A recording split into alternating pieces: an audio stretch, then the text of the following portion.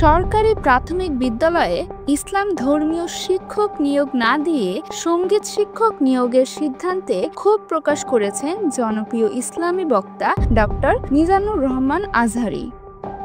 এক ফেসবুক পোস্টে তিনি এই সিদ্ধান্তকে অযৌক্তিক এবং জনমত বিরোধী বলে মন্তব্য করেছেন।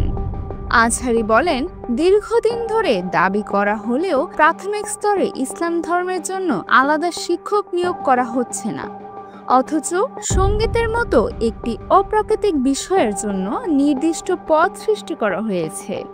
তিনি দুঃখ প্রকাশ করে লিখেছেন, এই দেশ মুসলিম সংখ্যাগরিষ্ঠ হলেও সন্তানদের বিশ্বাস ও ধর্মীয় মূল্যবোধের সুরক্ষায় কোনো উদ্যোগ দেখা যাচ্ছে না।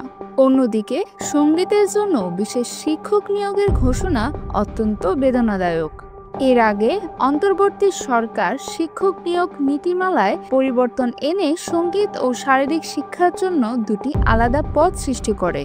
আগে এসব বিষয় পড়াতেন অন্যান্য শিক্ষকরা। আজহারীর মতে এই সিদ্ধান্ত জাতীয় স্বার্থের পরিপন্থী এবং প্রাথমিক শিক্ষায় ধর্মীয় মূল্যবোধকে উপেক্ষিত করার সমান।